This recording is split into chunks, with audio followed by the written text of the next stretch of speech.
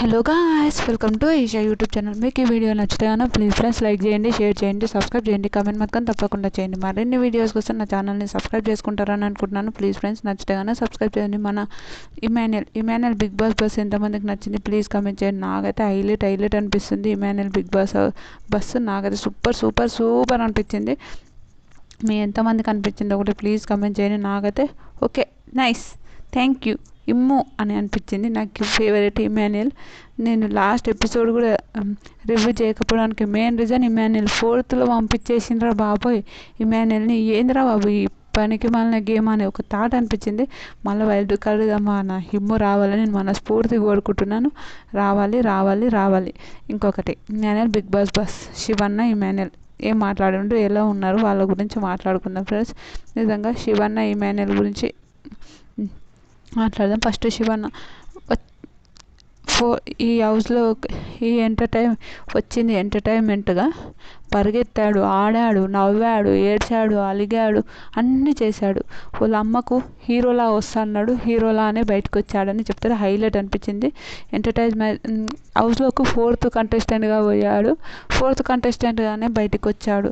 Welcome to Emmanuel అని అంటాడు. అయినాక శివన్న ఏందిరా ఇలా చేసావు అని అంటాడు. ఏందన్నా నేనేం చేశానన్నా అంటే ఏందిరా ఇది అని అంటారు. లీవ్ ఏమో అన్నా నాకే అర్థం కాలేదు అంటారు. ఇమాన్యుయల్ నువ్వు సూపర్ ఆడవురా, సూపర్. లైఫ్లో కొన్ని మనం అర్థం చేసుకోలే, లైఫ్లో కొన్ని విషయాలు మనం ఓకేలే అని అనుకునే ఒక మెంటాలిటీ ఉంటుంది చూడరా, అదిరా మనము అని అంటాడు. అది భలే అనిపించింది నిజంగా. కొన్ని విషయాలు లైఫ్లో మనం ఎప్పటికీ అర్థం చేసుకోలేము అని చాలామంది అనుకుంటారు, కానీ అలా అర్థం చేసుకుంటే చాలా బాగుంటుందని కూడా నాకు అనిపిస్తుంది. ఎందుకంటే ఓకే, కొన్ని విషయాలు ఏంటంటే మనం అర్థం చేసుకుంటే ఇంకా చాలా మంచి జరుగుతుంది కదా అని ఒక థింక్ ఉంటుంది చూడు. అలాంటిది ఒకటి ఉంటుంది చూడండి. అలాంటిది నాకైతే చాలా బాగా అనిపిస్తుంది. ఇమాన్యుయల్ది కూడా అలానే మై ఫేవరెట్ కంటెస్టెంట్. వెనక చదువుకోవాలంటే సరేనా, నేనేం అనలే, అంత ఫీల్ ఏం కాలేదు. ఓకేలే జరిగిపోయిందిలా, సరేలే ఓకేలే అని అనుకున్నా, అంతేగాని నేనేం అనుకోలేదంటే అది భలే అనిపించింది. నిజంగా సూపర్ అనిపించింది. శివన్న అరే నువ్వు సూపర్ రా, మీ అమ్మ చెప్పిన మాటలాగానే హీరోలానే బయటకు వచ్చావు అంటే థ్యాంక్ యూ అన్న అంటారు. శివన్న ఏం అడగాలరా, ఏం అడగాలి చెప్పన్నా అంటే ఏదో ఒకటి అడగానంటే ఏం అడగాలి చెప్పురా, ఏం అడగాలి చెప్పు అని అంటే భలే నా వస్తుంది. ఏదో ఒకటి అడగానంటే ఆడియన్స్ నిన్ను చూసి హ్యాపీరా, నువ్వు చాలా హ్యాపీ అని అంటారు. నేను కూడా చాలా హ్యాపీరా అని అంటాడు. అయినాక అరే నువ్వు గెలుస్తావు అనుకున్నారా అని బాధపడతాడు, ఏడుస్తాడు. ఇతను ఇమాన్యుయల్ కూడా ఏడుస్తాడు, అన్న కూడా ఏడుస్తాడు, శివన్న కూడా ఇద్దరు ఏడుస్తారు. బాధ అనిపించింది. ఆయనక బాధపడతాడు. అరే నువ్వు గెలుస్తావు అనుకున్నా అంటే అవునా, నేను కూడా అలా ఎంటర్టైన్మెంట్ వాళ్ళు గెలవాలని నేను కూడా అనుకున్నా, కానీ ఇంకా ఏమన్నా గెలవలేకపోయారు అని అంటారు. అది హైలైట్ అనిపిస్తుంది. శివన్న ఎందుకురా నువ్వు నామినేషన్లకు ఎందుకు రాలేవు చెప్పు, నామినేషన్లకు ఎందుకు రాలేవు చెప్పు అని అంటాడు. వెనక అన్న నేను నామినేషన్లో నన్ను ఎవరు వేసారని నేను చూశాను, నన్ను నామినేషన్ అయిపోతే నేనేం చేస్తాను చెప్పన్నా, నామినేషన్ వేసిపోతుంటే అరే ఇక్కడ నామినేషన్కి వస్తేనే కదా సపోర్ట్ ఉండేది, నామినేషన్కి వస్తేనే కదా నీకు ఓట్లు పడేటివి, ఎందుకు నామినేషన్కి రాలేవు అని అంటారు. అన్న నేను అందరు నాతో మంచిగా ఉండేవాళ్ళు, నేను ఎవరు నాకు నామినేషన్ వేస్తారు, ఎవరితో నన్ను గట్టి పాయింట్లు పెట్టాలి అని నేను ఆలోచించేది అన్న అని నవ్వుతుంటాడు. అన్న ప్లీజ్ అన్న నామినేషన్ల గురించి ఎందుకన్నా అంటే వైల్డ్ కార్డ్ వాళ్ళు వచ్చినప్పుడు నామినేషన్ వేస్తారు అనుకున్నా, నామినేషన్లు వేసేవాళ్ళు కానీ వాళ్ళకు నేను గట్టి స్ట్రాంగ్ పౌట్ ఇవ్వాలి, స్ట్రాంగ్ మాటలు మాట్లాడాలని నేను కూడా చాలా అనుకున్నా. అంటే అరే నామినేషన్లకు వస్తేనే మనం గెలవాలో ఓడిపోవాలో అది ఆనే తెలుస్తుందిరా, నువ్వు నామినేషన్కి రాకపోవడమే నీకు బ్యాడ్ లక్ అయిపోయింది అని చెప్తాడు. అవునన్నా నేను నామినేషన్లకు రాకపోవడమే బ్యాడ్ లక్ అయిపోయింది అని చెప్తాడు. భలే అనిపిస్తుంది. తర్వాత నిజం రా, నువ్వు నామినేషన్లకు వచ్చింటే చాలా బాగుండేది అంటే అవునన్నా నేను నామినేషన్లకు వచ్చింటే చాలా బాగుండేది, కానీ ఇంకా ఏమో వాళ్ళు నామినేషన్ అయినప్పుడు నేను ఏం చేస్తాను, ఫస్ట్ వీక్లో నామినేషన్ వచ్చాను, సెకండ్ వీక్లో ఒకటే ఓటు పడ్డది కాబట్టి నన్ను నామినేషన్లకు వేయలేరు, అలా ఉండేది అన్న. నేను నామినేషన్ క్లారిటీ ఇచ్చేసాడు అన్న, ఇక్కడ క్లారిటీ వెనక అంటే అవునా అని చెప్తాడు. తర్వాత నామినేషన్లకు రాకపోవడం అది నా తప్పు లేదన్న. ఇప్పుడు అవతల నాకు ఓటు అయినప్పుడు అవతల వాళ్ళు నన్ను ఏమననప్పుడు నేను నామినేషన్లకు రావద్దు అని నేను ఎలా అనుకుంటాను అని చెప్తాడు. కరెక్టే, సూపర్ నైస్. నిజంగా అవతల వాళ్ళు ఓట్ అయినప్పుడు ఏం చేయాలంటే, అరే ఈ సీజన్లో నిజంగా రా, సూపర్ రా, నువ్వు చాలా సూపర్ రా అంటాడు. ఎందుకన్నా అట్లా అంటే, నిజంగా రా, ఏమన్నా గేమ్స్ ఆడావా, ఏమన్నా ఆడావా, సూపర్ రా నువ్వు, సూపర్ సూపర్ సూపర్ అంటే, అవునన్నా థ్యాంక్ యూ అన్న, థ్యాంక్ యూ అంటే, నువ్వు బిగ్ బాస్ హౌస్లో పోవడానికి ఇన్స్పిరేషన్ ఎవరు రా అని అంటే, మీరు అన్న, మీ సీజన్ చూసినప్పుడు మీ సీజన్ మొత్తం ఫాలో అయ్యాను, అయిపోయినా కూడా మీకు కాల్ చేసి మాట్లాడాను, మీకు గుర్తుంటుంది. మీరు ఒకటి, తర్వాత మన రోహిణి అక్క, మన అన్న ఎవరు, ఈయన పేరు ఏం పేరు అబ్బా, రోహిణి అక్క, మన ఏమి పేరు వస్తలే, సారీ అవినాష్, వీళ్ళిద్దరు అన్న. నేను ఇండస్ట్రీకి రావడానికి వేరే వాళ్ళు ఉన్నారు, కానీ బిగ్ బాస్ హౌస్కి పోవడానికి మాత్రం రోహిణి అక్క, అన్ననే, వీళ్ళిద్దరు నాకు చాలా చాలా చాలా చాలా ఇన్స్పిరేషన్. అవినాష్ ఇద్దరు ఇన్స్పిరేషన్ అన్న. మీరు అంటే నా గురించి వదిలిపెట్టేశారు, చెప్పరా వాళ్ళ గురించి అంటాడు. తర్వాత శివన్న, మళ్ళీ ఏమైంది చెప్పు అని అంటారు. ఒక పర్సనల్ విషయం క్వశ్చన్ అడగాలనుకుంటున్నారా అంటే, అడిగాను అంటే, ఎవర్రా గర్ల్ ఫ్రెండ్, ఫోన్ ఇస్తా మాట్లాడతావా అంటే, వద్దన్నా, ఇన్ని రోజుల తర్వాత ఇప్పుడు ఆమెను చూస్తే ఏడుపు వస్తుంది అన్న అని అంటారు. ఫోన్ ఇస్తా మాట్లాడు అని అంటారు. నాకు ఫుల్ నవ్వు వస్తుంది.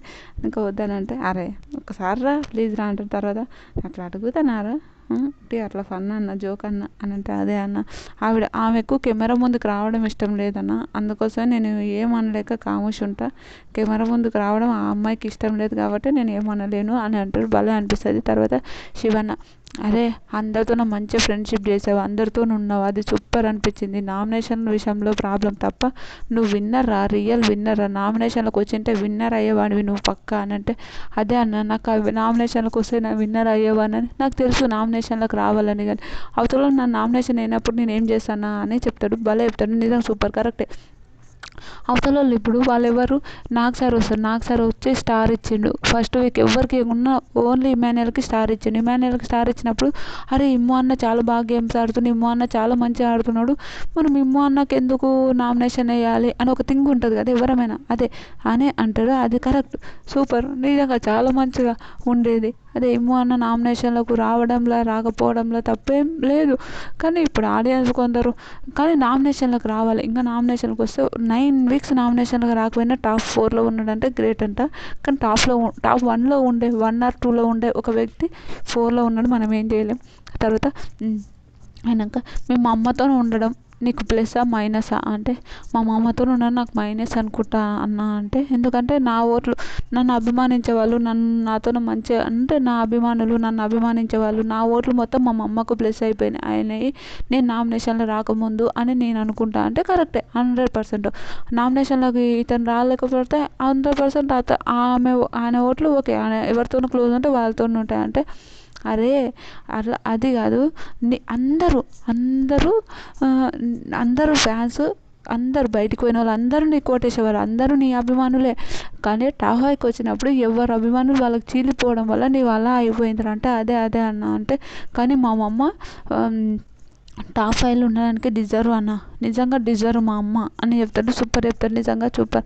నేను ఆవిడ కూడా టాప్ 5లో ఉండాలని నేను అనుకున్నాను అని అంటాడు. అది హైలైట్ అనిపించింది, నాకు చాలా బాగా అనిపించింది ఇమాన్యుయల్ని ఆ విషయంలో. అయినాక అవును 100% టాప్ 5లో ఉండాలనే అనుకున్నాడు, ఉంటుందని కూడా అనుకున్నాడు.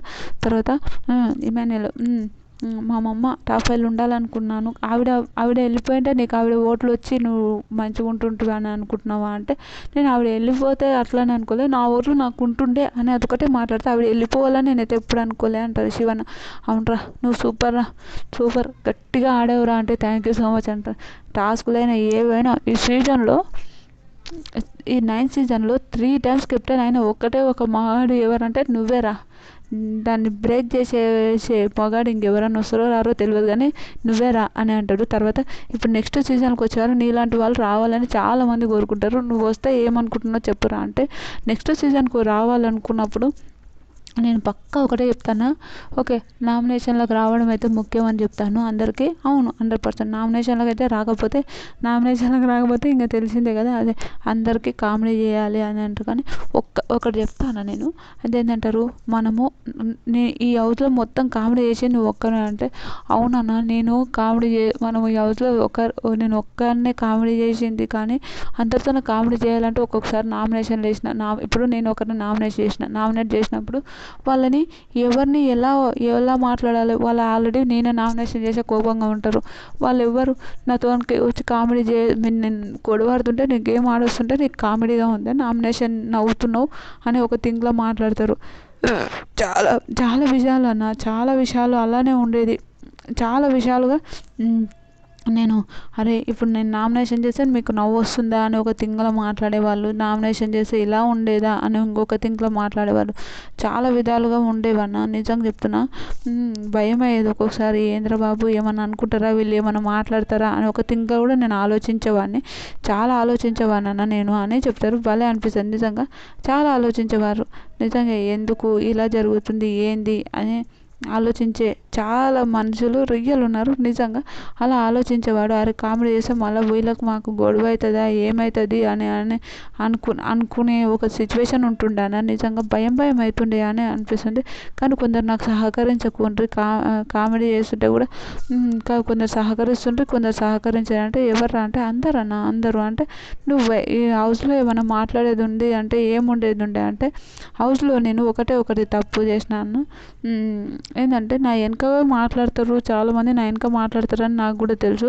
ఆ వెనక మాట్లాడే వాళ్ళకు నేను ఆన్సర్ ఇవ్వలేకపోయాను. వెనక మాట్లాడే వాళ్ళకి ఆన్సర్ ఇచ్చింటే ఈరోజు చాలా వేరుగా ఉంటుండే అని చెప్తాడు. ఇదేదో రియల్. వెనక మాట్లాడే వాళ్ళకు ఆన్సర్ ఇచ్చింటే చాలా బాగుంటుండే మన ఇమాన్యుయల్. ఇవ్వలేకపోయిండు 100%. ఎవరెవరంటే గౌరవైన మన సాయి, వీళ్ళు నా వెనక మాట్లాడే వాళ్ళంట. నాకు కూడా తెలుసు. నేను వాళ్ళకి ఆన్సర్ ఇచ్చింటే చాలా బాగుండేది అని నా ఒపీనియన్ అన్న అని అంటే 100% నీ ఒపీనియన్ కరెక్టే అని చెప్తాడు. నిజంగా ఒపీనియన్ కరెక్టే అని చెప్తాడు. అది హైలైట్ అనిపించింది నాకైతే. ఒపీనియన్ కరెక్టే. ఇప్పుడు ఓకే, వెనక మాట్లాడే వాళ్ళకు వెనక ఆన్సర్ ఇచ్చింటే చాలా బాగుండేది, చాలా చాలా చాలా బాగుండేది. కానీ ఆ ఆన్సర్ ఇవ్వలేకపోయినప్పుడు కూడా మనం ఆ రోజు అప్పుడు ఆన్సర్ ఇమాన్యుయల్ కానీ ఇచ్చింటే ఈరోజు ఇమాన్యుయల్ వేరే ఉంటుండే 100%. ఆ రోజు గొడవలు పెట్టుకొని 100%. అంటే నువ్వు ఇంకేదైనా రిగ్రెట్ ఫీల్ అయ్యానంటే భరణి అన్న విషయంలో నేను చాలా రిగ్రెట్ ఫీల్ అవుతా. ఎందుకంటే భరణి గారి విషయంలో నేను ఎంత మంచిగా ఉన్నా అన్న, ఓకే ఆ రోజు నామినేషన్లో అన్నకు రెడ్ వచ్చింది, నాకు బ్లాక్ వచ్చింది, అది రాముకు గ్రీన్ వచ్చింది, అది నాకు తెలుసు. కానీ ఆ గ్రీన్ రాముకు అది వచ్చింది ఇది వచ్చింది అని చెప్పే కన్నా ముందు నేను ఆడియన్స్ పోలుగానే నేను బాగా ఆలోచించి నేను రామ్ గారిని సేవ్ చేయాలనుకున్నా కూడా ఆ రోజు ఆడియన్స్ రామ్కేమో గ్రీనే వచ్చింది, భరణి అన్నకు అది వచ్చింది. కానీ భరణి అన్నకు ఏంటంటే వీడు నన్ను సేవ్ చేయలేడు, వీడు నన్ను కట్టప్ప అనుకుంటుండు, వీడు అదే అనుకుంటున్నాను ఆయనకు అదొక థింక్ ఉంది. కానీ అది కాదన్న, నేను అలా చేయలేదు అని చెప్తాడు. భలే అనిపిస్తుంది నిజంగా, చాలా బాగా అనిపించింది నాకు 100%. అది భరణి గారి విషయంలో అదైతే తప్పే. ఆయనకి నేను ఇప్పుడు చెప్పినా కూడా ఆయన అలానే ఉంటాడు, అర్థం చేసుకోడు. అందుకే నేను ఇప్పుడు చెప్తున్నాను. నాకైతే ఆ విషయంలో చాలా రిగ్రెట్ ఫీల్ అయ్యానన్న నేను. భరణి అన్న విషయంలో నేను ఓకే, నేను సేవ్ చేయలేకపోయినా అంటే ఆడ ఆడియన్స్ పోల్ వద్దనే పోయిండు అతను. నేను సేవ్ చేయలేకపోయానంటే నేను సేవ్ చేయాలని అనుకోలేదు. కానీ అన్నకి ఇప్పుడు చెప్పినా కూడా అర్థం కాదు, నేను ఏం చేయలేను. ఆ విషయం ఒకటే అంటే, అది గుంటంకుల్ రెడ్ ఫ్లవర్ అన్నప్పుడు నువ్వు చాలా బాగుంటే అవునన్నా నేను చాలా యూ డిడ్ ఇట్. హరీష్ గారి విషయంలో నాదేం తప్పు లేదు. గుండంకుల్ అనే విషయంలో నేను చాలా ఫీల్ అయ్యా. ఆ మాట అన్నప్పుడు నాకు రెడ్ ఫ్లవర్ అన్నది నేను విన్నా. కానీ ఫస్ట్ ఎవరన్నారు నేను అదే ఆలోచించాను. కానీ అంత కొలాప్స్ అయింది, నేను అనుకున్న మాట అంతా కొలాప్స్ అయింది ఏంద్రా బాబు అని చాలా భయపడ్డాను నేనైతే అని చెప్తాడు. నిజంగా చాలా భయపడతాడు. ఆ రోజు చాలా ఏడ్చిండు. తర్వాత ఆడియన్స్ కూడా లేదు నువ్వు అన్నది కరెక్టే అని చెప్పినప్పుడు చాలా హ్యాపీగా ఉన్నాను. నిజం చెప్తున్నా, ఎంత బాధపడ్డా అంత బాధపడ్డా ఆయన విషయంలోనే నేను అని అంటాడు. సూపర్ అనిపించింది. తర్వాత తనుజ ఎవరినైనా నామినేషన్ చేస్తే 3 వీక్స్ మాట్లాడాలి అంటే తనుజ విషయంలో అరే 3 వీక్స్ మాట్లాడకపోతే ఏమైందిరా, నీకు 3 వీక్స్ ఆ అమ్మాయి మాట్లాడితే ఏమైంది, మాట్లాడకపోతే ఏంది, మనకేంది, మనం ఎందుకు వచ్చాము అంటే అలా అని కాదన్నా కామెడీ చేస్తుంటే ఆ విషయం అంటే అరే ఈ సీజన్లో ఒకటి చెప్తాను, నువ్వైనా పవన్ అయినా, కళ్యాణ్ అయినా, భరణి గారైనా, సుమన్ శెట్టి అయినా కష్టపడి వచ్చిన వాళ్ళు, మీరందరూ ఒక మంచి స్థాయికి పోవాలని మనస్ఫూర్తిగా కోరుకుంటుండ్రా అంటే థ్యాంక్ యూ సో మచ్ అన్న, థ్యాంక్ యూ సో మచ్, నువ్వు ఉన్నత శిఖరాలకు పోవాలరా అని అంటాడు. నిజంగా సూపర్ అనిపించింది. మీకు ఎంతమందికి నచ్చిందో కూడా ప్లీజ్ కామెంట్ చేయండి. ఈ వీడియో మీకు నచ్చితే కానీ ప్లీజ్ ఫ్రెండ్స్ లైక్ చేయండి, షేర్ చేయండి, సబ్స్క్రైబ్ చేయండి, కామెంట్ మాత్రం తప్పకుండా చేయండి. బాయ్.